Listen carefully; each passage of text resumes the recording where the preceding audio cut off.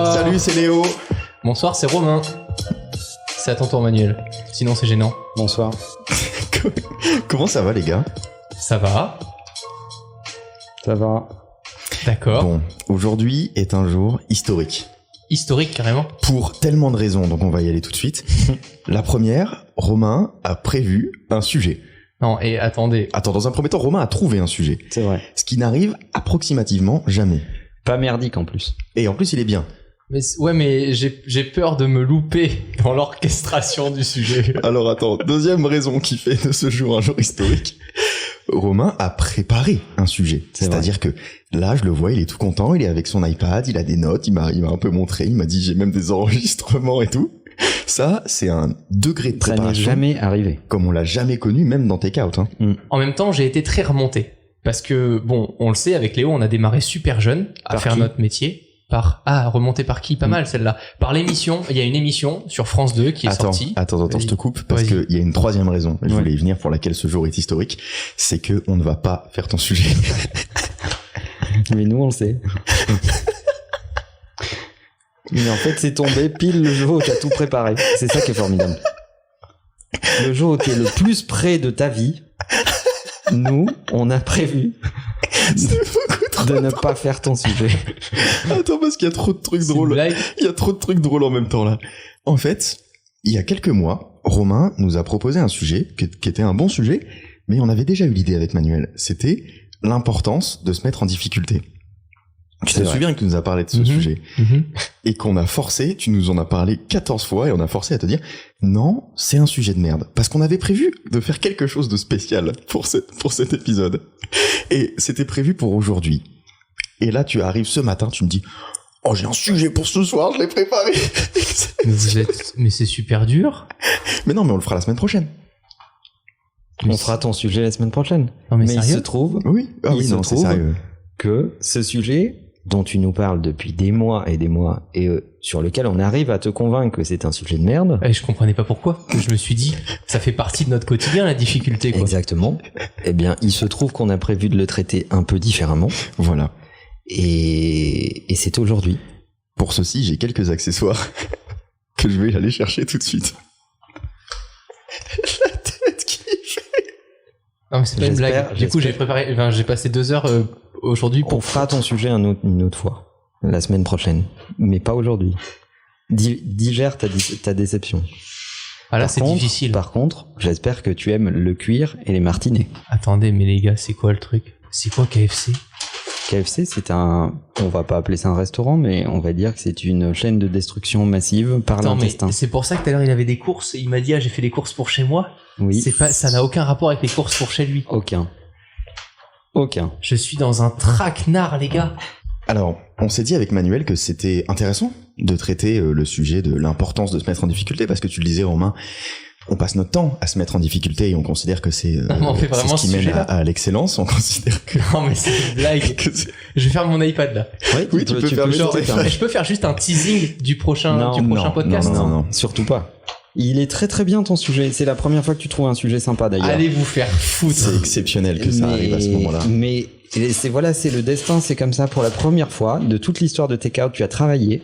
Tu as trouvé un sujet sympa. Il y a de la bouffe. Tu as même travaillé. Ah, comme j'ai trop faim. Il sort de la bouffe. Qu'est-ce qu'il fout? Mais tu vas voir. Mais il n'empêche que ça ne sera pas ça le sujet. Et l'importance de se mettre en difficulté est un très bon sujet. Tout à fait. Que tu essayes de nous coller depuis des mois. Ben oui, parce que en fait, je trouve que... Mais on ne voulait pas le traiter n'importe comment. Et on a même infléchi une règle de Take Out. Ouais. Qui est que pas ça. On filme. Ah non, pas ça. On s'est dit, oui, on filme et il y aura juste des extraits sur TikTok. Bâtards. On s'est dit que plutôt que de parler comme on fait à chaque fois, on allait montrer pour une fois.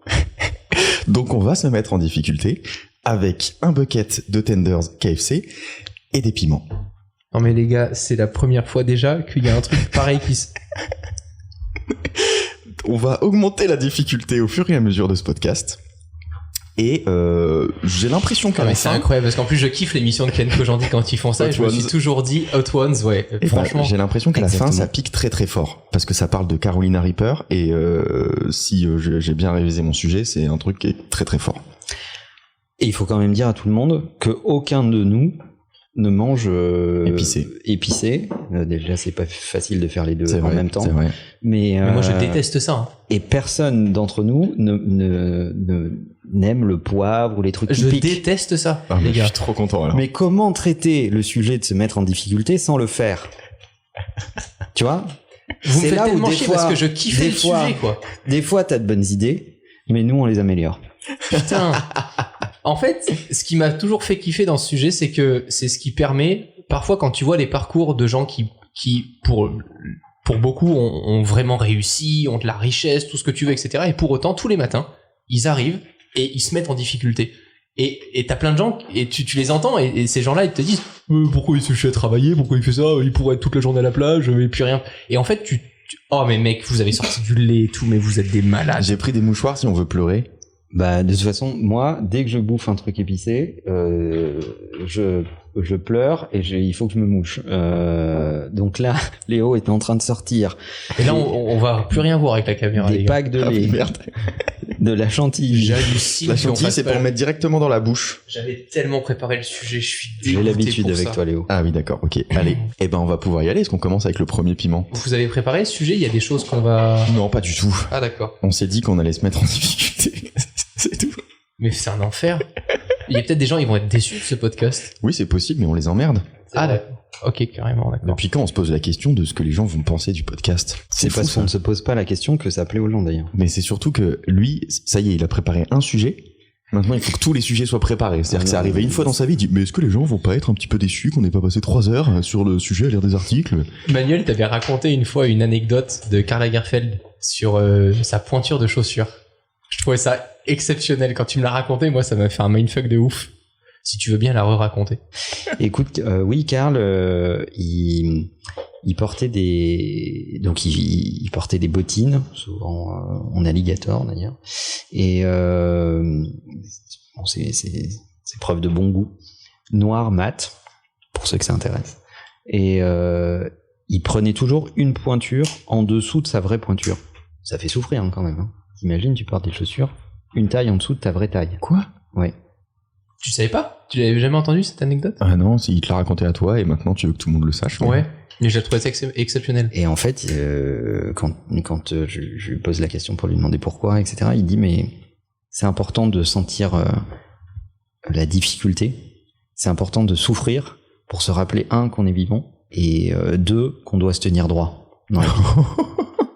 Le fou furieux. On commence avec une petite sauce ralapigno. Et moi, j'ai été élevé avec ça, et je trouve que c'est très très bien. Parce que l'être humain est tellement fainéant, va tellement vers la facilité tout le temps. Pour se simplifier la vie. Hein. Et on est conditionné comme ça, parfois on n'y fait même pas attention. Le cerveau est fait pour la survie. Donc du coup, il va toujours vers la facilité, les trucs simples. Il est prêt même à évacuer des hypothèses qui lui seraient bénéfiques, sous prétexte que ça lui facilite les choses. Eh bien, je trouve que c'était une preuve de maturité et de culture incroyable, et le vivre pas que théoriquement, parce que tu peux avoir compris ça mais ne pas le vivre. En fait non, Karl l'avait compris, et 2, il le faisait concrètement dans sa vie de tous les jours pour se dire un truc qui me fait mal et qui me rappelle tous les jours que la difficulté fait partie de la vie et que surmonter la difficulté fait partie du processus d'excellence. J'ai trouvé ça très très fort et j'ai été élevé avec ça. Bon, c'est une petite sauce ralapigno normalement, ça commence doucement. C'est quoi ralapigno? C'est un piment. Non mais les gars, moi juste le mot piment. Ouais, moi aussi. Hein.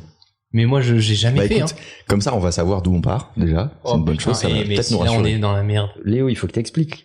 De quoi? Il y a combien... On va manger combien de piments? On est sur quoi au niveau de l'échelle? Parce que moi, je me la pète maintenant avec Yann Kojandi. Il y a 7 piments. J'ai aucune idée de l'échelle de Scoville. Je sais juste qu'à la fin, je crois que ça arrache sa race.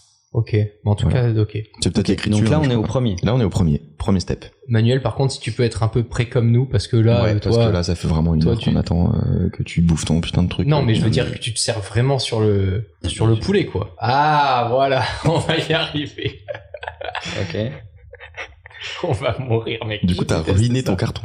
T'as ruiné ton assiette, Manuel. Ouais, c'est pas grave, mais en même temps, on bouffe du KFC et c'est quand même de la merde. À la vôtre. Je vais mourir, cha mère. Ça va. Non, c'est super fort pour moi. Je déteste ça. Ça va, mais le problème, c'est que... Non, en vrai, ça va. Le problème, ce qui me fait peur, c'est que c'est le premier, quoi. On dirait que t'as un être vivant dans la bouche, Romain. Ça, c'est bon. C'est pas mal, hein. Ça pique pas. T'as un souvenir, Léo, de ta première difficulté? Oui, c'était mon oncle. Ah. Non, je vais pas la raconter, celle-là. Très bien. Moi, tu m'en as parlé. Alors, c'était pas ton oncle. Ça, je la connais aussi. Mais le fameux oncle incarné. Oui, d'accord, ok, yes, on en est là. Vraiment, on a décidé de mettre fin à ce podcast avec cet épisode. Non, je me souviens pas de la première. Ce qui m'a marqué, moi, c'est déjà d'apprendre à faire du vélo. Ouais. C'est une de mes premières difficultés dont je me souviens vraiment. Je me dis, putain, mais ça me paraît impossible.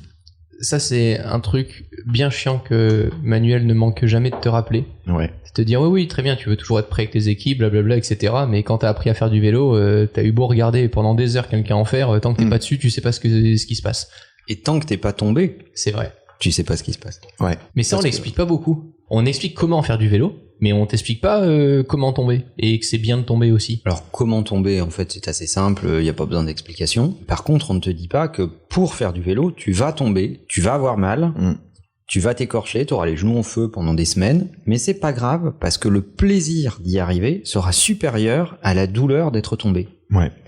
Et en fait, on voit beaucoup de gens qui veulent avoir le plaisir d'arriver quelque part, sans jamais payer le prix de la douleur de tomber.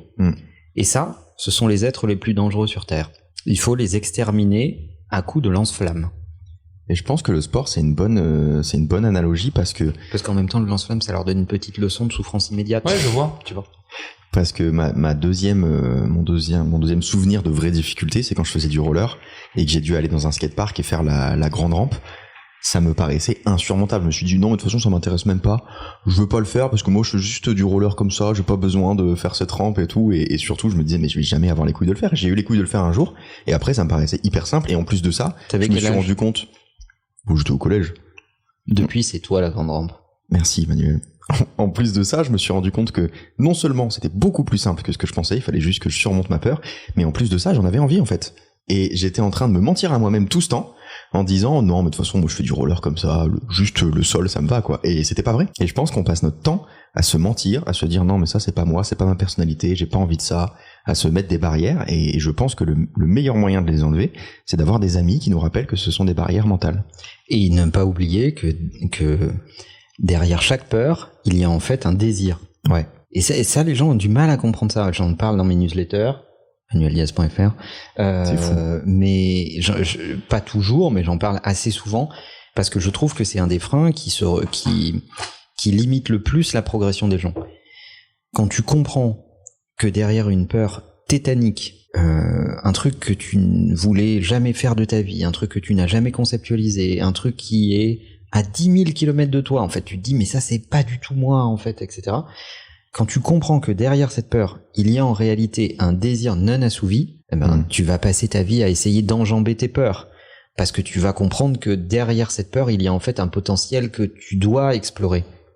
Quand tu as compris au tout début que derrière une petite peur, il y a un potentiel de progression énorme, ça te donne envie d'aller enjamber la plus grande de tes peurs, parce que plus la peur est grande, plus le potentiel est grand, en fait. Et ça, il y a des gens qui peuvent le comprendre en théorie, mais des gens qui le comprennent en pratique, c'est assez rare. Moi, j'ai un souvenir qui a un rapport en plus avec le dernier podcast sur la séduction.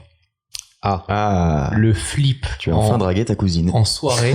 Le flip en soirée quand t'es tout jeune et que tu veux aller parler à la personne qui t'attire, etc. Et tu flippes de ouf. En général, tu te bourres la gueule pour le faire. C'est vrai. Moi, je me suis pas bourré la gueule, mais j'étais très flippé. Je me souviens de ce truc et c'est la même chose. Je pense que c'est ça qui était intéressant dans le dernier podcast avec la séduction, c'est que c'est très corrélé au monde du business. Parfois, t'as vachement peur d'aller contacter telle ou telle personne parce que t'adores son travail, et tu t'estimes absolument pas légitime au fait d'y aller. T'inventes toutes les barrières possibles. Exactement. Et tu te dis non, pas maintenant, c'est trop tôt. On va juste donner un indice. C'était une soirée avec des animaux. Quel con. Oui, pour que les gens aient le contexte. Tu étais dans un zoo, en fait. Bon, c'est quoi ta prochaine sauce, Léo? Alors, la prochaine sauce, on est sur du scotch. Bonnet and Caribbean Spices. On n'a rien compris, mais... C'est du piment, ça pique. Voilà. En fait, ce qu'on est en train de faire, ça me fait un peu penser au sport le matin. T'as jamais envie de le faire? Ouais, voilà. Non, mais toi, ça fait trop longtemps que t'es venu. On fait sport le matin. Mais c'est... Insulter Léo, parce que c'est vrai. Il ne fait plus de sport. Et c'était ça le deal. Le deal. Avec ta communauté. J'ai signé un deal, moi. Oui, mais comme il vient de dire, ça, c'est comme le sport le matin. Donc, je suis en train de faire une séance, là. Ouais, donc, c'est pas le moment de bien m'insulter, sûr. alors que je suis en train de remonter la pente. Alors, il y a les morphales qui bouffent tout leur thunder Évidemment. sur 3 cm de piment. Et il y a les gens comme moi qui prennent juste une bouchée. Léo, c'est peut-être un peu beaucoup. Il a l'air fort, celui-là, non? On va créer un compte TikTok pour l'occasion. C'est parce vrai, que ça. pour la première fois, on se filme parce qu'on s'est dit que un épisode aussi spécial, ce serait marrant quand même d'avoir des extraits. On postera pas la vidéo dans son entièreté parce que ça n'a aucun intérêt.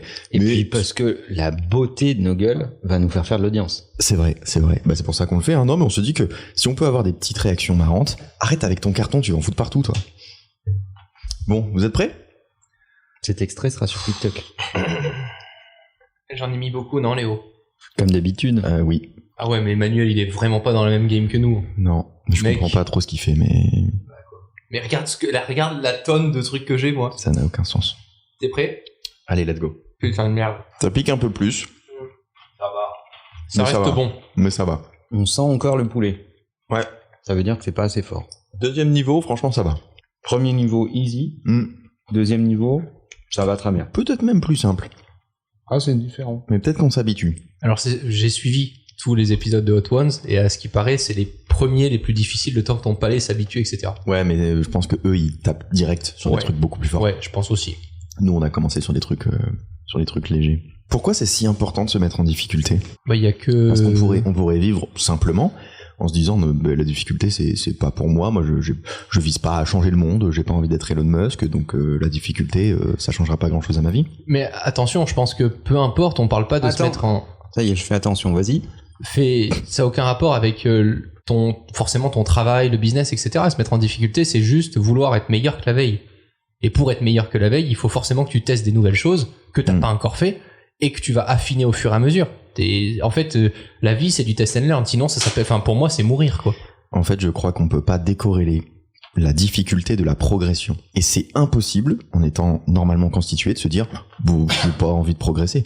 Bah oui, ça n'existe pas. C'est-à-dire même les insectes ont une envie de progression. Même en faisant des Scooby-Doo, un jour t'as envie de faire un t'as envie de hélicoptère. progresser. Avec les Et la Scooby-Doo. progression est indissociable de la difficulté. Progresser, c'est te donner des objectifs et te mettre en difficulté parce que tu rentres dans une zone que t'as jamais explorée. Donc tu peux pas la maîtriser, c'est impossible. C'est surtout que tu peux pas avoir de l'ambition sans te contraindre à une forme de progression. Et tous les mots sont importants. Il faut se contraindre à la progression, donc il faut s'y soumettre. Si tu as de l'ambition, et les êtres humains ont de l'ambition, c'est la pyramide de Maslow, c'est déjà subvenir à leurs besoins par hiérarchie primitive, ou presque, et ensuite, dans ce que tu fais, tu aspires à être meilleur, c'est presque instinctif.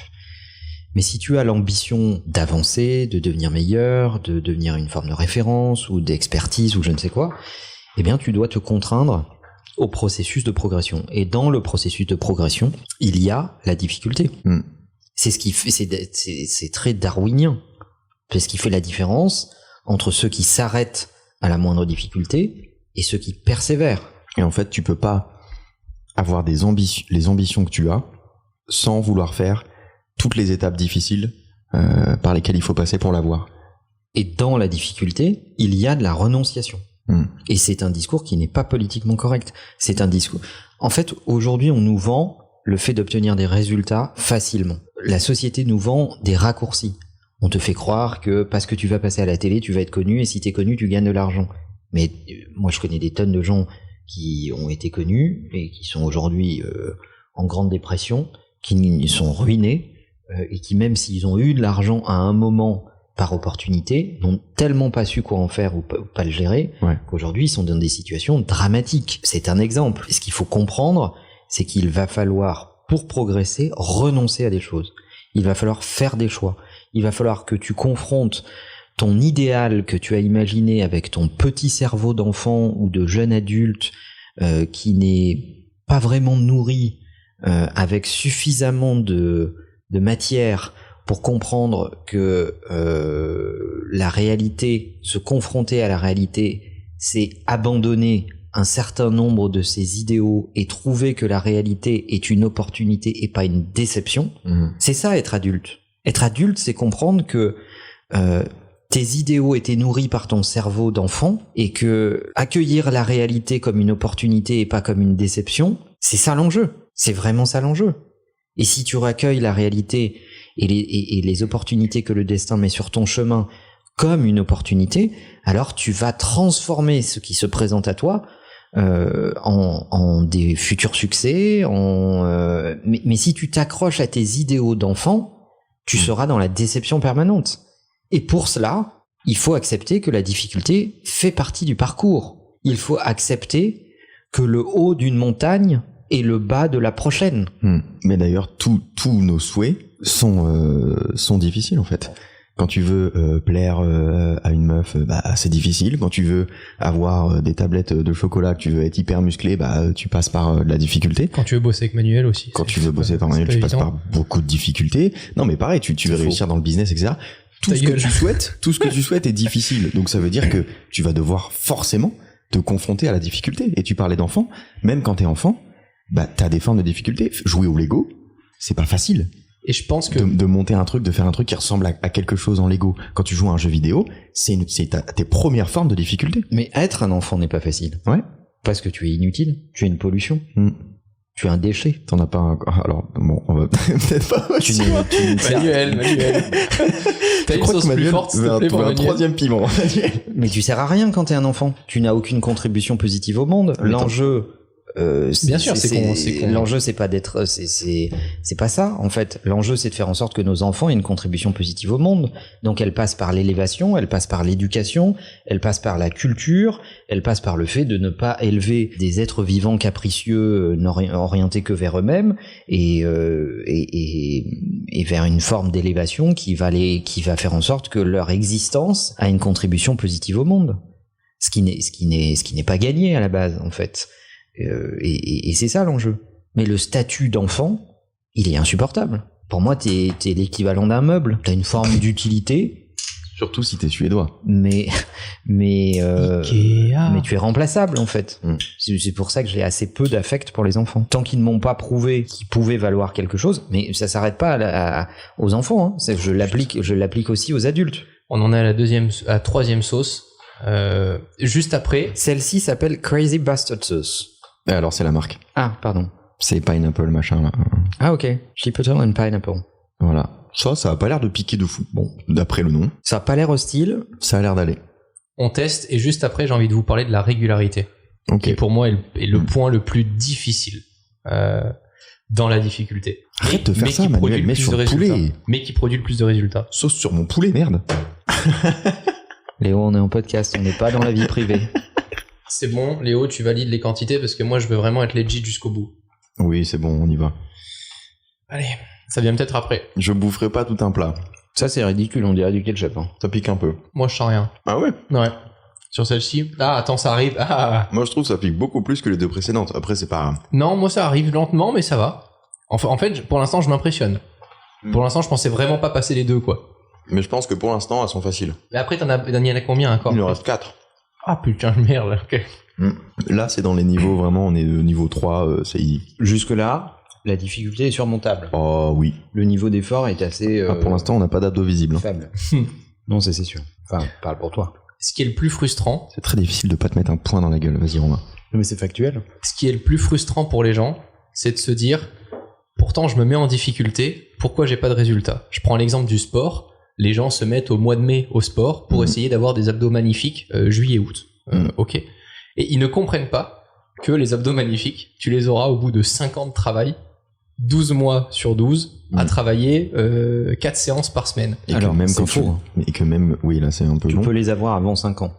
Mais encore faut-il combiner un certain nombre de facteurs. Bien manger. La nutrition, la régularité, l'abnégation dans le travail, et comprendre ce que tu fais.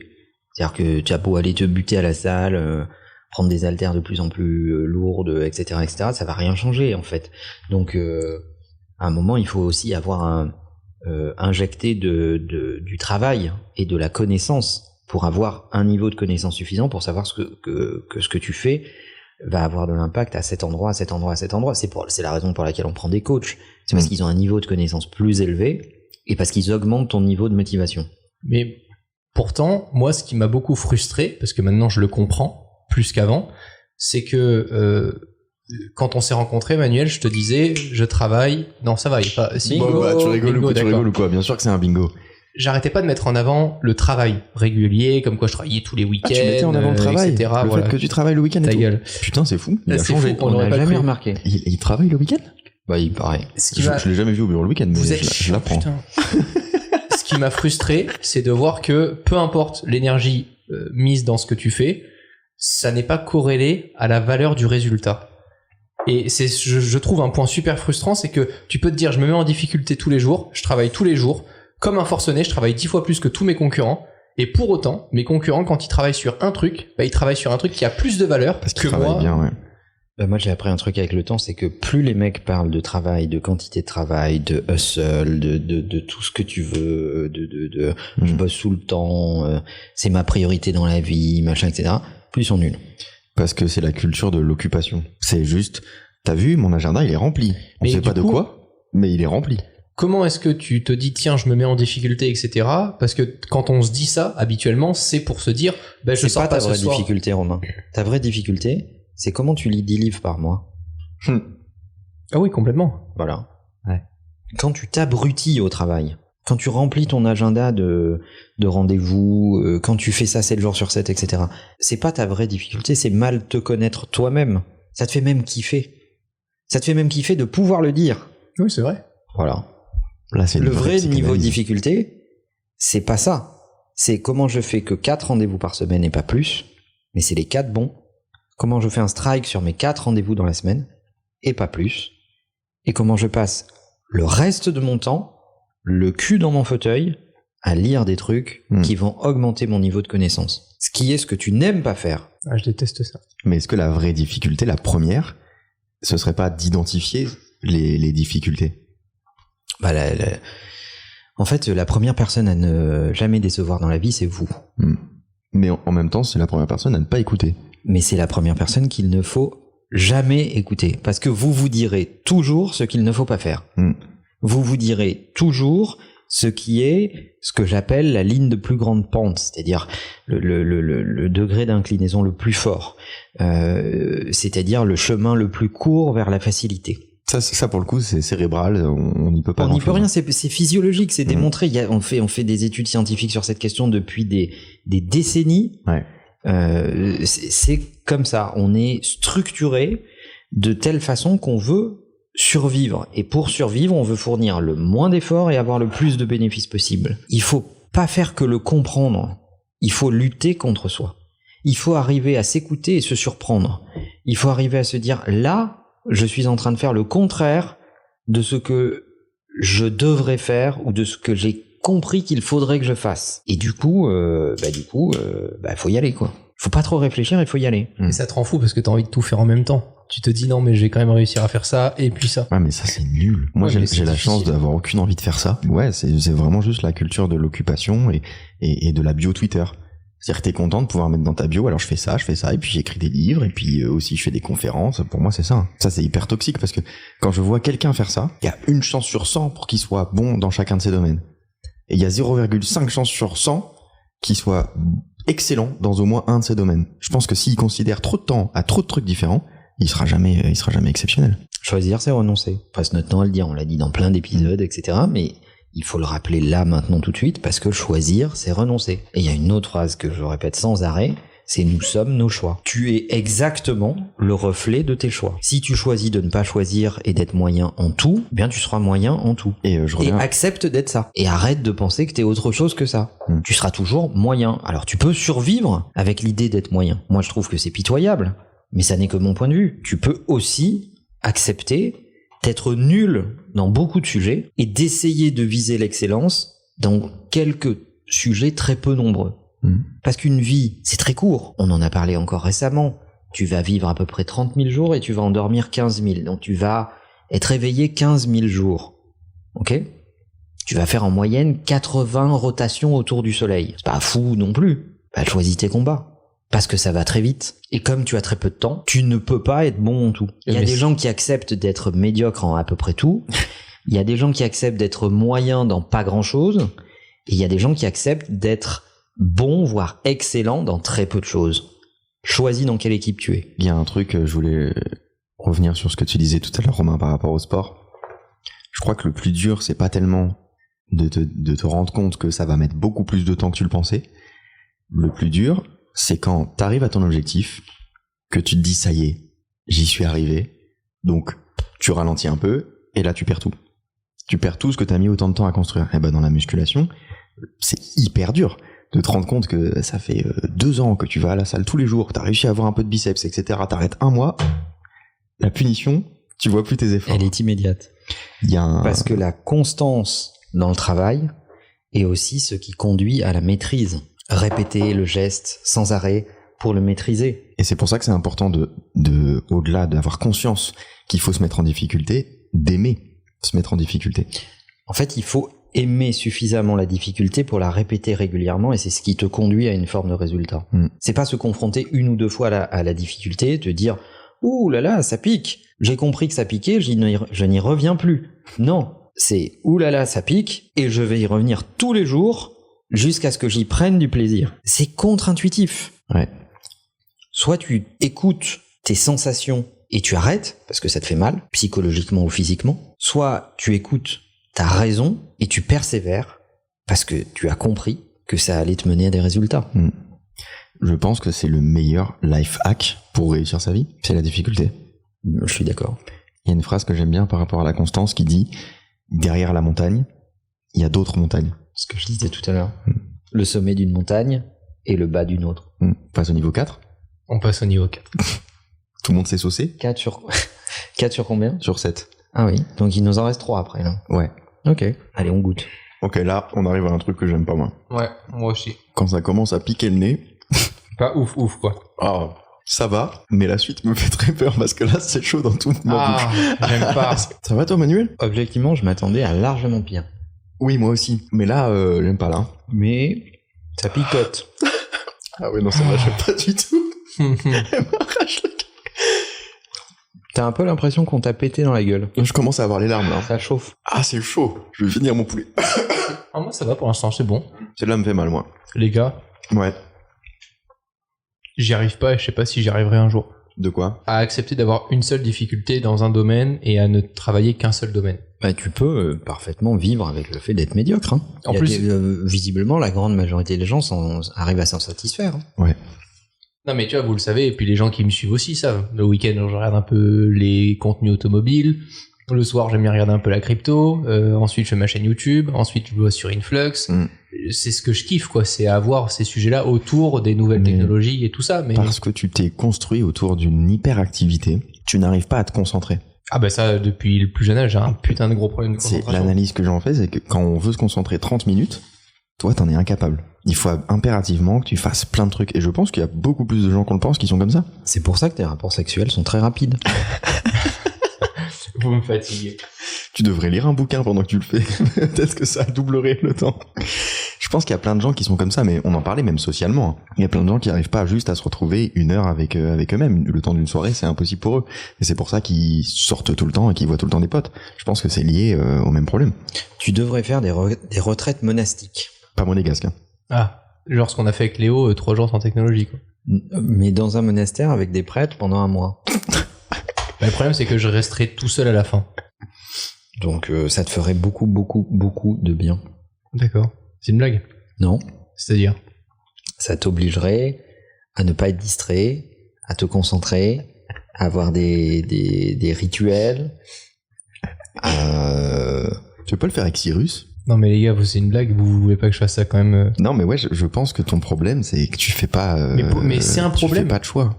Vous pensez vraiment que c'est un problème ? Mais évidemment que c'est un problème. Mais évidemment que c'est un problème. T'es malade ou quoi ? Tu considères que t'es excellent dans tout ce que tu fais ? Non, pas du tout. Et bah pourquoi tu le fais ? Parce que ça me fait plaisir de m'intéresser à ces sujets-là. Non mais bah, accepte d'être mauvais. Non mais il y a une différence que tu saisis pas entre t'intéresser et faire. Moi je m'intéresse à plein de sujets et pour autant je fais qu'une seule chose. Et je considère que je suis excellent dans ce domaine et c'est pour ça que je fais que ça.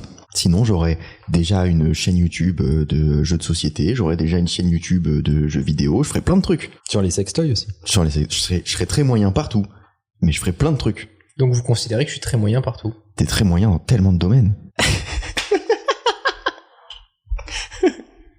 Mais non, mais en fait, c'est même pas une question Pour pas dire mauvais, hein. Parce que très moyen, c'est pudique. C'est même pas une question de notre avis. On s'en fout de notre avis. Ce qui compte, c'est est-ce que tu considères que tout ce que tu fais peut être fait, pas forcément à la perfection, mais de manière excellente? Non, bien sûr que non. Et bah, c'est mais il y a dommage. des sujets où je cherche pas à être excellent. Alors pourquoi tu les fais? Parce que ça me fait plaisir. Ah oui, non, mais ça, c'est autre chose. Ouais, mais là, très bien, ça s'appelle la distraction, un hobby. là, on parle du professionnel et tout ça. Mais si tu fais un truc, soit tu le fais et tu le fais à fond, soit tu le fais pas du tout. Mais perds pas ton temps à être médiocre. Ton temps est limité. Est-ce que tu veux passer ton temps à être médiocre? Oui, mais est-ce que je ferais aussi bien cette activité principale si je la faisais tous les jours sans rien faire d'autre que justement en m'aérant le cerveau, en faisant d'autres choses qui me permettent aussi de revenir sur un domaine? Je crois que j'ai l'impression que ton cerveau il est pas saturé. Hein. Tu crois que tu confonds quel bâtard. Je crois que tu confonds le temps libre et le pro. Je sais pas ce que c'est que le temps libre.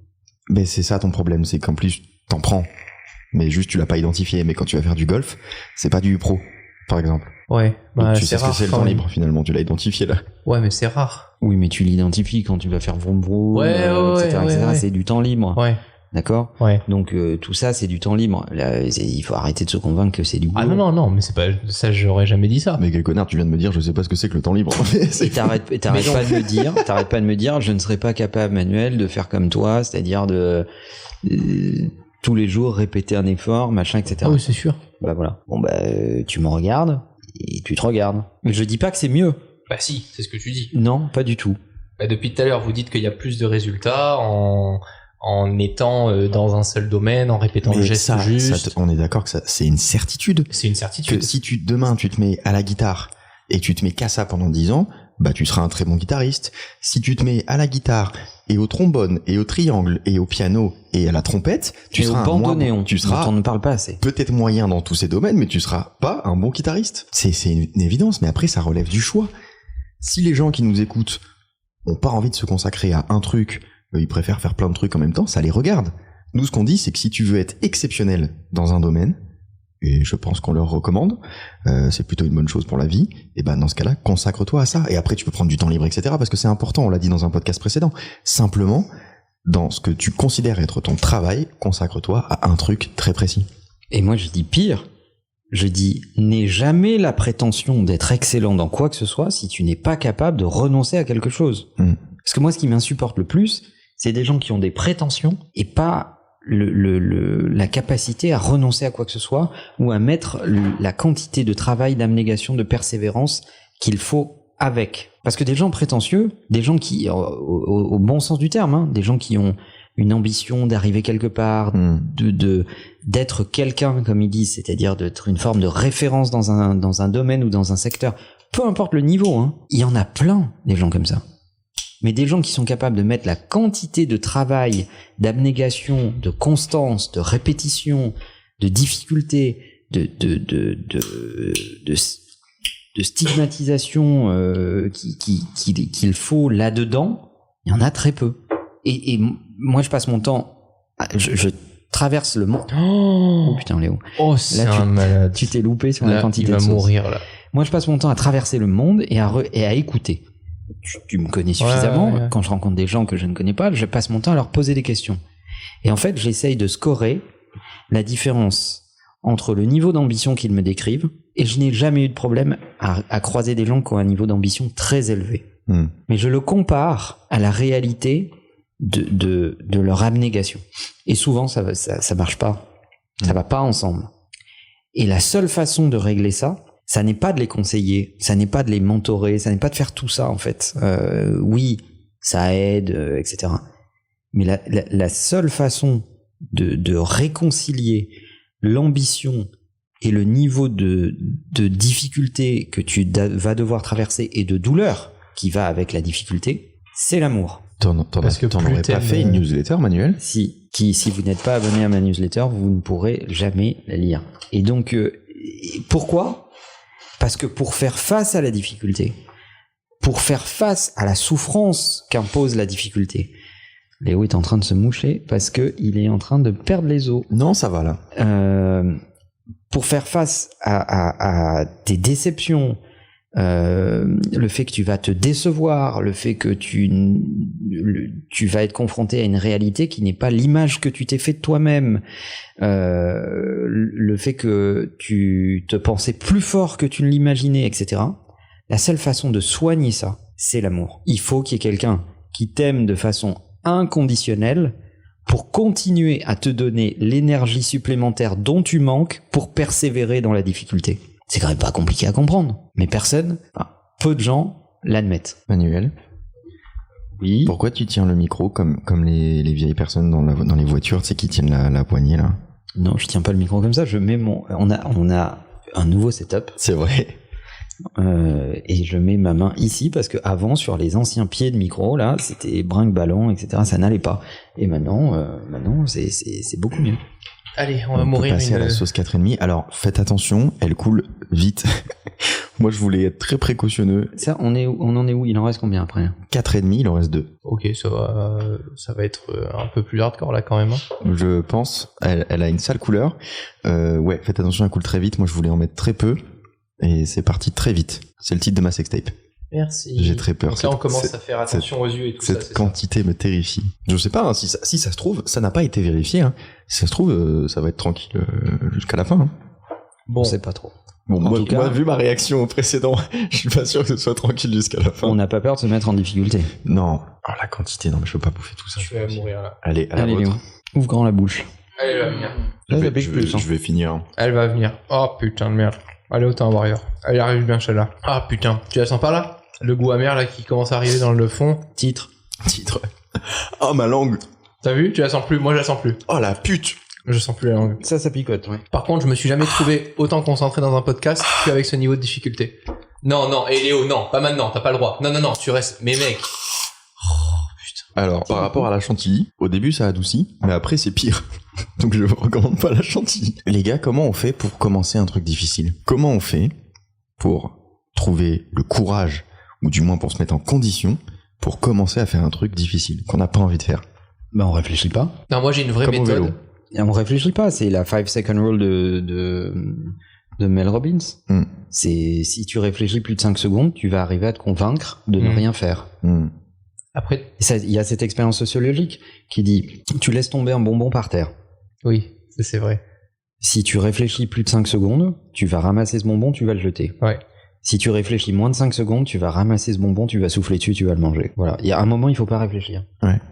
Toi d'ailleurs, Manuel, t'appliques un truc. Ouais, je réfléchis jamais. Oui, mais c'est surtout que C'est tout à fait moi. Tu commences toujours tes journées par les trucs les plus chiants que t'as pas du tout envie de faire. Ça a quoi comme rapport? Ben, ça a le rapport que quand t'as un truc chiant qui paraît difficile, etc., tu démarres ta journée par ça parce que c'est là où tu vas avoir le plus d'énergie pour le faire plutôt que de le faire en fin de journée. Et surtout, tu réfléchis pas toute la journée. Voilà. Mais c'est vrai, c'est un truc que tu m'avais dit. J'ai ce truc à faire, il faut que je fasse ce truc. À certains moments, j'avais des trucs super chiants à faire et tu m'avais dit, mais pourquoi tu commences pas par ça? Pourquoi tu te tracasses toute la journée avec ce truc de te dire, ah putain, faut que je fasse ça aujourd'hui? Ouais, mais moi, je réfléchis d'une autre façon, c'est de toute façon, il faut le faire. Donc, de toute façon, que tu le fasses au début, à la fin, machin, il va falloir le faire. Donc, au bout d'un moment, te pose plus de questions, quoi. Fais-le. Comme on dit chez Nike. Juste fais-le. En anglais, c'est just do it. Si vous voulez, enfin, moi je suis pas mauvais là-dedans. Dans l'anglais? Donc, ouais. Totalement bilingue, Romain. Vas-y. Excuse me? Just do it. Ah oui, c'est bien. Ça veut dire? Ça veut dire juste fais-le. Putain, même pas une vanne, quoi. Il a réfléchi, il a pas trouvé, il est passé sur la vraie traduction. Sur la vraie traduction. Quel connard. Ok, donc pour se mettre à faire un truc, on n'a pas envie de faire un truc difficile, mais qu'on considère comme étant important, on réfléchit pas. Mais ça c'est la première chose. Et la deuxième que tu peux faire, c'est éloigner la facilité. C'est mettre la télécommande de ta télé dans une étagère loin du canapé, etc., etc. Parce que ça va être un effort plus substantiel d'allumer la télé que si la télécommande est à portée de main. Travailler en dehors de chez soi. Je trouve que c'est beaucoup plus difficile de faire des trucs difficiles en étant chez toi, parce que t'as beaucoup de distractions chez toi, que de t'obliger à juste même être dans un café, mais être seul face à un iPad, ton portable ou ce que tu veux, pour faire une tâche précise. Et ça te permettra aussi de t'éloigner de d'autres personnes, parce que je trouve aussi que le plus difficile, c'est de renoncer à certaines personnes dans son entourage, parce que c'est toujours difficile de dire aux gens, ben non, je veux plus te voir, mais parce que tu sais que ces personnes-là ne sont pas du tout porteuses de la difficulté que tu vas devoir engendrer. Putain, je sais plus parler, les gars, j'ai trop mal à la langue là. Je te jure. C'est parce que tu te réfléchis pas ou c'est parce que t'as trop mal à la langue? Non, mais... On veut pas tout savoir, Romain. Voilà. On dit juste que c'est plus difficile d'évoluer vite dans un environnement qui stagne, avec des pensées un peu négatives. Mais en fait, les deux sont dangereux. Ce qui est dangereux, c'est d'être dans un environnement plutôt très moyen et qui ne te pousse pas à la progression. Et donc, c'est ma règle Occupy Only Quality People qui dit, voilà, si tu ne fréquentes pas des gens de bonne qualité, ça ne te pousse pas à te challenger. T'as vite fait de te penser intelligent parmi les cons. Alors qu'en réalité, si tu mets 2-3 mecs intelligents dans la pièce, tu te dis putain merde, il faudrait peut-être que je bosse parce que je me croyais super intelligent et en fait je le suis pas. Genre vous avec moi quoi. Ouais. Voilà, on en parlait d'ailleurs. Et en fait, quand tu as énormément de certitudes, quand tu penses que t'es intelligent, que tu domines une discipline, etc., il faut être profondément bête. Parce que plus tu as d'intelligence, plus tu as de doutes, plus tu prends conscience du fait que tu n'auras pas assez de temps pour acquérir l'ensemble de la connaissance disponible sur la planète pour être un tout petit peu moins con. Et donc des gens qui ont beaucoup de certitudes sont en général des gens qui sont très peu intelligents. C'est un bon indice. T'es sûr de ce que tu dis ? Oui, pas mal. Et... Je viens de la comprendre. Mais tu vois, c'est le délai en fait. Nous, on fait un numéro pour que ça fonctionne. Lui, il cherche à comprendre. T'as compris le sujet du podcast, Romain ? C'est l'émission de France 2, non ? Non, on fait pas ton sujet en fait. Ah. On l'a dit, mais c'était il y a peu de temps, donc t'as pas dû. Et l'autre extrême est dangereux aussi, c'est d'être dans un environnement avec des gens qui te facilitent tellement la vie, qui te rendent les choses tellement faciles, que tu n'as plus à fournir d'efforts. Donc du coup, tu n'es plus habitué à l'effort, et si tu n'es plus habitué à l'effort, tu n'es plus habitué à la difficulté, si tu n'es plus habitué à la difficulté, tu n'es plus habitué à la progression. Donc il est aussi dangereux d'être entouré de gens qui règlent tes problèmes très rapidement.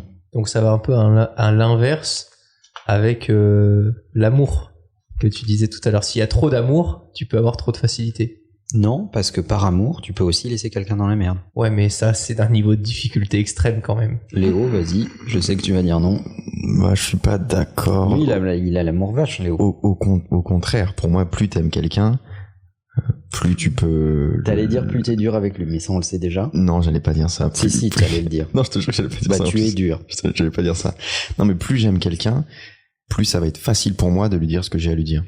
Et pas ce qu'il a envie d'entendre. Quelqu'un que j'aime pas, j'en ai rien à foutre, je lui dis ce qu'il a envie d'entendre, ça me pose aucun problème. Par contre, ça me ferait chier de pas être sincère avec quelqu'un que j'aime. Donc je vais lui dire des choses difficiles, je vais essayer de lui montrer la vérité qu'il a pas envie de voir, et ça c'est déjà le mettre dans une situation inconfortable et de difficulté. Mais pour moi le meilleur moyen de se mettre à faire quelque chose de difficile, c'est de diviser cette tâche en sous-tâches, et quand ces sous-tâches sont encore difficiles, quand ça représente encore une difficulté, d'utiliser la technique Pomodoro. Je me suis rendu compte il y a peu de temps que en fait ça marche sur moi de faire, si je dois écrire, je fais 45 minutes d'écriture, 15 minutes où je fais autre chose, je pense à autre chose, et ensuite je reviens pour 45 minutes et tu fais ça 4-5 fois, et en fait ça marche trop bien pour moi parce que quand j'arrête, ça me frustre d'arrêter là où j'en suis, j'ai envie de continuer, donc 15 minutes après je reviens hyper frais, et ça marche trop bien pour moi, de vraiment diviser une tâche en sous-tâches. C'est une bonne astuce. Je pense aussi qu'il faut être raisonnable quand tu veux acquérir de nouvelles compétences, etc. Mettre la barre trop vite. On le voit dans le numérique et tout ça. Les mecs en France, ils te disent, ah ouais, moi je lance ma boîte aux US et tout. Ah ouais, en France ça donne quoi? Non, mais je vais démarrer direct par les US, comme ça, après c'est le monde. Bah, déjà, fais un truc bien dans ton quartier.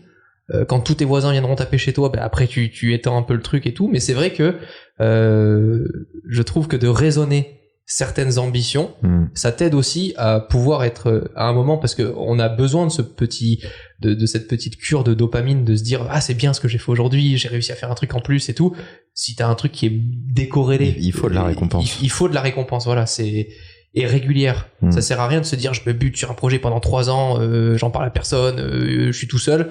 Si au bout de 3 ans ça marche pas, t'auras juste l'impression d'avoir perdu 3 ans. Essaie de mettre des barrières au milieu qui font que... Et il y a d'ailleurs des chances pour que dans 3 ans ça marche pas, parce que ça fonctionne pas comme ça en fait. Il faut y aller petit à petit, il faut commencer à avoir des premiers clients, commencer à être peut-être moyen dans certains domaines, mais au bout de 3 ans, tu deviendras probablement excellent. Si tu te lances que dans 3 ans, bah oui, effectivement, t'auras perdu 3 ans. On passe au niveau, je sais plus, on est 5. Niveau, je sais plus. Non, 6, niveau 6. C'est la dernière? Non, c'est l'avant-dernière. Oh putain. 6, c'est juste avant 7. Ouais. Et après, c'est 7, du coup. Sans déconner, elle m'a un peu tabassé la gueule, moi, la précédente. Ouais, je me sens un peu affaibli. Je me sens fatigué. Alors, toutes les autres, ça allait, mais la 6, non, la 5, nous a frappé, oui. Alors celle-là s'appelle Trinidad Scorpion. Donc il y a peut-être un scorpion qui est mort dedans. Et Clémentine. D'accord. Ça ne me vend pas du rêve. J'ai pas envie, celle-là. C'était votre idée, les gars. Quelle idée de merde. Moi, j'étais bien. Vous auriez pu ne rien faire ce soir. Et peut-être avoir le privilège. Il va nous le répéter ça. Et le privilège de dire à la fin, c'était vraiment de la merde. T'avais fait quoi, Romain? T'avais préparé un sujet? Putain, mais on l'a pas dit. Nous, on s'est dit, la difficulté, c'est un vrai sujet et on n'en a pas peur. Je le sens pas là, les gars. On y va, moi non plus, je le sens pas du tout, mais bon. Allez. Pour l'instant, c'est chill. Ça va arriver là. Très très moyen de chill. Ça, putain de merde. Ah ouais? C'est quand t'avales? Bah, j'ai avalé. Souvent. T'as pas ce bois mer là qui remonte là, qui commence à remonter? Ça commence à venir, mais pour l'instant, c'est léger. J'aime pas trop moi celle-ci. Objectivement, je la trouve moins pire que la précédente. Ouais, moi aussi. Ça, c'est parce que le palais s'est habitué. Ah oui, ça c'est possible. Je sens cette sensation désagréable de chaleur dans la gorge, mais ça va. Franchement, ça va. Elle est pas évidente quand même. Je t'avais dit que tu t'habituerais. Mais je si, un petit peu. je sens il y a un truc qui va pas là dans mon corps actuellement. J'ai dit à Romain, comme ça a l'air de lui tenir à cœur ce sujet, il peut le faire mais tout seul la semaine prochaine. Oui, c'est vrai. Comme il a plein de notes et tout, qu'il est hyper content, comme ça, on te laisse, c'est vraiment ton sujet, ce sera ton bébé. Nous, on sera en congé maladie. Ce qui est difficile avec le fait de se mettre en difficulté en permanence et avec ce discours qui dit si vous vous mettez en difficulté régulièrement, vous aurez du succès, c'est de comprendre que c'est pas parce que tu te mets en difficulté que ça marchera. Ça, je suis d'accord. En fait, les gens se disent souvent je comprends pas, je me suis mis en difficulté, j'ai eu mal, je l'ai fait sérieusement, je l'ai fait sans retenue, etc. et je ne suis pas payé en retour. Mais en fait, c'est comme les mecs qui jouent au loto et qui disent je comprends pas, c'est la première fois que je joue au loto, j'ai pas gagné. Ah ouais? Mais c'est pas parce que tu joues que tu vas gagner. Par contre, si tu ne joues pas, t'es sûr de ne pas gagner. Ouais. Ça, on a du mal à intégrer ce raisonnement. C'est pas parce que tu te mets en difficulté que le succès est automatique. Mais si tu ne te mets jamais en difficulté régulièrement, de façon répétée et avec beaucoup de sincérité et sans retenue, il y a un moment où ça marchera. Il y a quand même plus de probabilité que ça marche que ça ne marche pas. Mais pour réussir à faire ça, il faut réussir à aimer la difficulté et donc tout le chemin sans penser au résultat que pourrait, c'est une hypothèse, pourrait procurer ce niveau de difficulté répété. Il faut non seulement que tu l'aimes de façon intrinsèque, seul, mais en plus, ça va tellement être difficile qu'il va falloir que quelqu'un t'encourage et t'aime suffisamment pour te donner envie de continuer. Pourquoi il n'y a aucun grand sportif qui n'a pas des préparateurs physiques, un coach, etc., etc. Parce qu'il faut une quantité d'amour supplémentaire pour te donner envie de continuer. Parce qu'à un moment, c'est tellement difficile que tu le fais même plus pour toi, tu le fais presque pour les autres. C'est pour ça que j'ai aucune difficulté à dire que l'amour est la condition nécessaire à la réussite. Ça paraît complètement cucu, hein. Il y a 10 ans, j'aurais pas été capable de le dire tellement je trouvais ça un peu fleur bleue, quoi. Bah, moi, ce qui me choque, c'est que t'enlèves ton t-shirt en le disant, quoi. Alors, les gens savent que je ne porte pas de t-shirt, donc... bah oui, c'est ce que je viens de dire, hein. Voilà. Mais bon, mais c'est la réalité. Il y avait plein de gens qui avaient pas compris pourquoi Jeff Bezos avait partagé sa fortune avec sa femme quand ils avaient divorcé, etc. Tu sais, ils étaient en mode c'est Jeff Bezos qui a fait ça, sa femme elle y est pour rien, blablabla. Et il avait fait plusieurs apparitions en expliquant que sans ce niveau d'amour, quand tu rentres chez toi, de considération pour ce que tu fais, etc., d'encouragement, il serait jamais arrivé à ce niveau-là. Ouais, et c'est pareil si on cite un Elon Musk ou un... Même... Non, mais... Là, voilà, le bingo, il est... Si tu veux. Mais tu vois, Steve Jobs, il y avait Wozniak. Steve Jobs, voilà. Il y avait Wozniak. Ils étaient 2. Et t'as toujours un duo. Tu veux dire qu'il faut partager les recettes avec les personnes qui t'encouragent et qui t'aiment? En partie. Manuel, continue. Non. T'as moins de 26, non? Est-ce qu'on passe à la dernière, les gars? Là, comme ça? Ouais. Bah oui. Je suis anesthésié, mec. Après, on a une soirée. À un moment donné, il faut y aller. Hein. Ok, vas-y. Il y aura pas plus fort que celle-là. Hein. C'est la dernière. Ok. On va mourir. Go. Alors, celle-ci s'appelle Carolina Reaper and Blueberry. Ça va être, à mon avis, elle va être bien, celle-là. Elle me fait très peur. Qu'est-ce que je rigole si les gens connaissent et nous disent non, mais ça, sur l'échelle de Scofield, c'est. De qui? De Scofield? Ça, c'est Prison Break. L'échelle de Scoville. Scoville, pardon. Pourquoi je dis Scofield? Je sais pas. Scoville. Scofield, c'est un mec qui a des tatouages dans le dos. Ah ouais? Et c'est une prison, en fait. Je savais pas.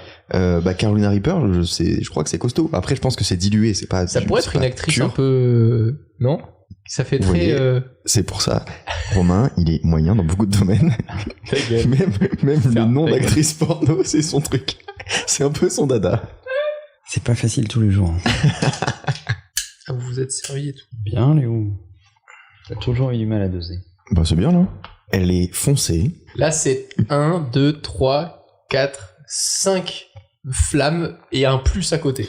Oh, j'ai une idée. Thomas, qui fait les montages, le moment où tu feras ce montage, je te commanderai un KFC et tu suivras notre parcours. Oh, quel enfer, le pauvre. Donc tu devras prendre les mêmes sauces que nous au même moment. Ça va là, comme on est bon?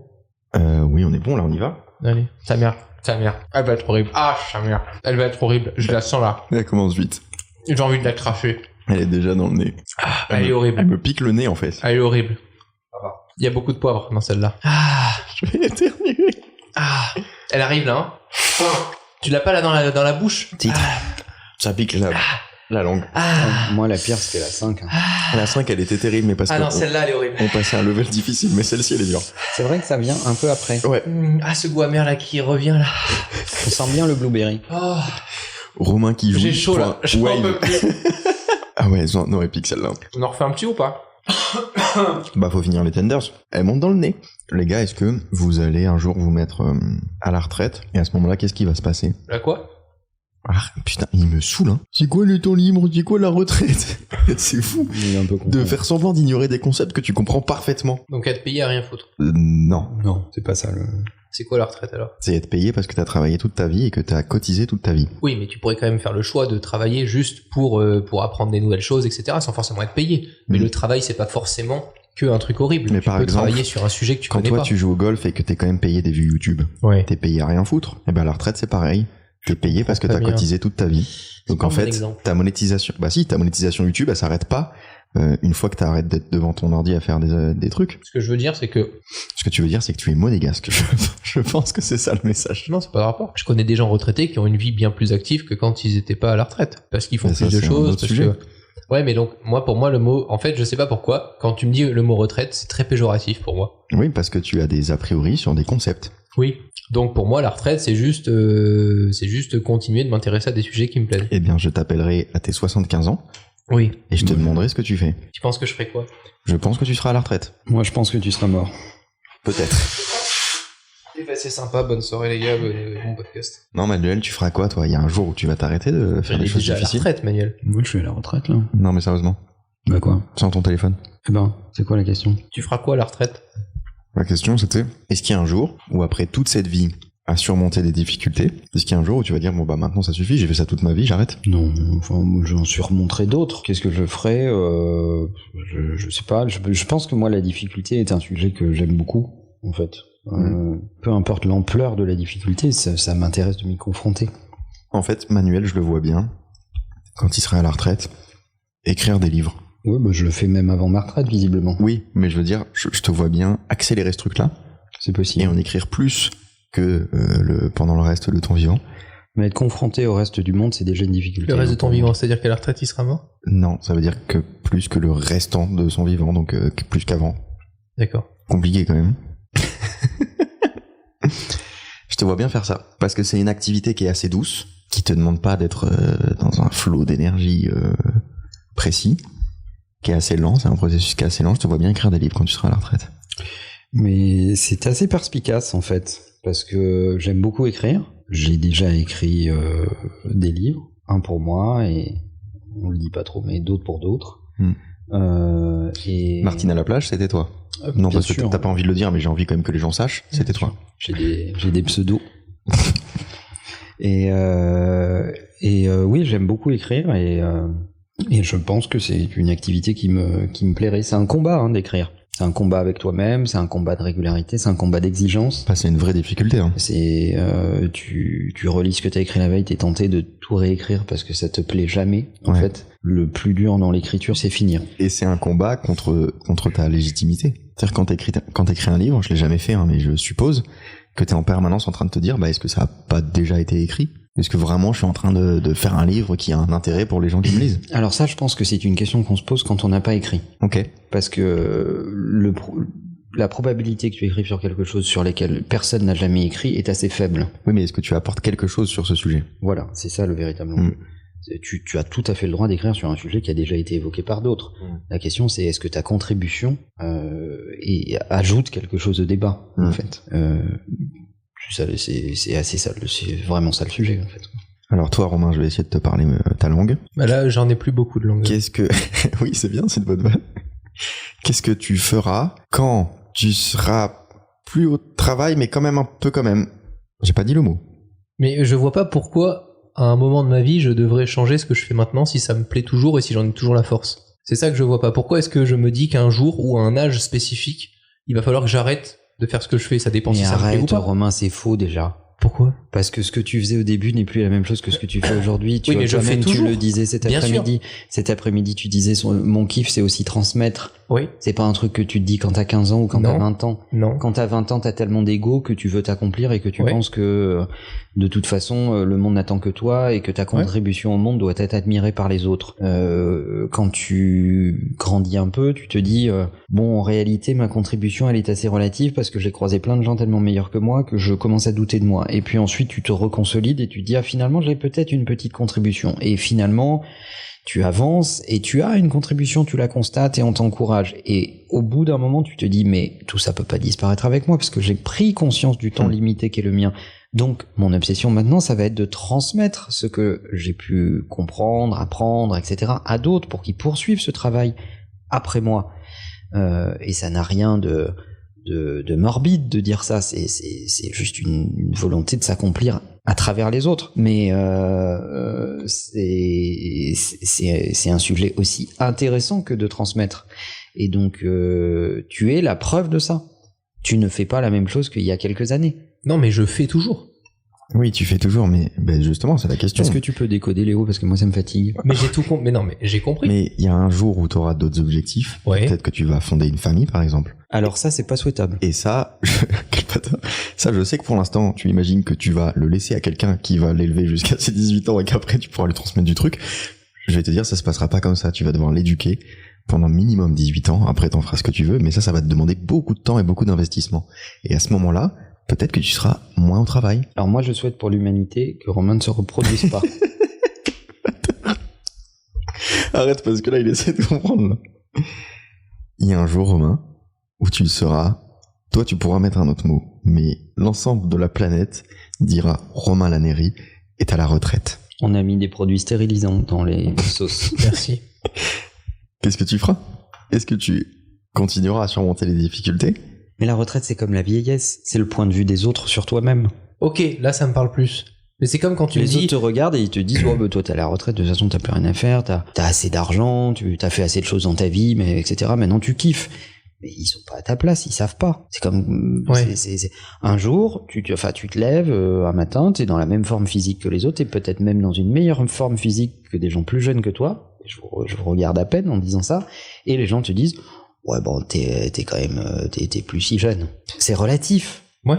On n'est jamais que ce que les autres projettent de toi. Mais c'est une bonne question quand t'as passé ta vie à aimer la difficulté, est-ce que t'arrives à stopper ce cycle sans fin, non, ou alors est-ce que malgré le fait que tu te retires, parce que c'est ça la retraite, tu te retires de ta position, de ton poste, de ton métier, est-ce que tu peux réussir à ne plus surmonter de difficultés? Ou est-ce que c'est impossible puisque tu as fait ça toute ta vie? Après, il y a l'habitude, mais je pense que la nature est bien faite. À un moment, t'es fatigué. T'as plus la même force. Alors, souvent, comme la nature est bien faite, quand on t'enlève de la force physique, on te rajoute de l'expérience et de la force mentale. Donc, tu déplaces le niveau de difficulté. Mais au bout d'un moment, tu finis par te dire que tu y vas un peu moins souvent ou un peu moins régulièrement, et c'est normal en fait. Et tout l'enjeu est de ne pas avoir de regrets, et de ne pas te dire quand j'étais en capacité de faire cela, je ne l'ai pas fait. Et ça, c'est pas une question d'âge, c'est une question d'opportunité. Est-ce que tu es capable de saisir l'opportunité au moment où elle se présente à toi? Est-ce que tu vas enfin comprendre que il faut saisir le poisson quand il est dans ta main? C'est une phrase de pêcheur, ça. Et tu peux pas juste te contenter de regarder les opportunités passer et ne jamais serrer la main. En fait, c'est pas possible. À un moment, il faut saisir les trucs quand ils sont là, et tu sais pas s'il y en aura d'autres. Donc, je trouve que le regret est le truc le plus triste qui existe dans la vie. Je crois qu'il faut pas trop se mentir à soi-même. Moi, j'ai déjà un exemple à mon échelle, et j'ai 25 ans. J'ai moins envie qu'avant. Alors, de quoi exactement, Léo? J'ai beaucoup moins envie de faire les choses qui composent mon quotidien que quand j'avais 13 ans. Ah ben ça, on est tous d'accord. Quand j'avais 13 ans, j'attendais qu'une chose. C'est tôt. C'était de pouvoir faire ce qui est aujourd'hui devenu mon travail, c'était de pouvoir tourner le plus de vidéos possible, de pouvoir écrire des trucs, etc. Maintenant, j'attends plus ça, c'est plus une envie. C'est devenu mon travail, et j'ai pris conscience que je devais le faire dans la difficulté, alors qu'à l'époque je faisais tout par plaisir, mais du coup tout était très moyen. J'ai pris conscience simplement que c'était mon travail, que c'est ce que j'aime faire, mais pas parce que j'aime le faire, parce que j'aime le résultat que ça produit. Et je sais qu'une fois que j'ai sorti mon travail, là je suis heureux de l'avoir fait, parce que j'ai complété un truc, j'ai complété une étape de ma vie, j'ai fait quelque chose dont je suis fier. En fait, plus tu souffres, plus tu apprécies les moments faciles. Aussi, ouais. Et ça me fait penser, effectivement, à certains week-ends, encore tous les week-ends, où je mets des difficultés dans le travail et autres à certains moments de la journée, et même en faisant des trucs très bateaux, genre juste aller au restaurant avec un proche, etc., je vais en profiter 10 fois plus que si j'étais pas dans la difficulté dès le réveil en faisant quelque chose, etc. Bah bien sûr. Si je m'étais réveillé en me disant tiens aujourd'hui c'est journée open bar, je fais ce que je veux quand je veux, je n'ai aucun impératif que je m'auto-fixe, personne m'appelle pour me dire fais ça sinon je te défonce la gueule, c'est vraiment moi qui mets ce niveau de difficulté. Mais je pense que c'est corrélé aussi. Si tu veux profiter des choses simples de la vie, il faut que tu arrives à te mettre un niveau de difficulté très haut. Ça c'est certain. Pour que t'aies pas besoin de tout ce superflu qu'aujourd'hui tu as très accessible. De façon extrêmement simple, je pense que l'être humain est ainsi décevant et fait que il ne comprend les choses que quand on les lui soustrait. Et c'est ça qui est assez complexe. Et dans la pratique de la difficulté, tu te soustrais par avance un certain nombre de choses avant que la vie ne te les enlève. Donc tu t'enlèves du choix avant que la vie ne t'enlève du choix. Tu t'enlèves des capacités avant que la vie te les enlève. Et donc ça t'oblige à faire des choix et à exceller dans ces directions-là, parce que tous les gens qui ont des plans B sont ceux qui ne réussissent jamais leur plan A.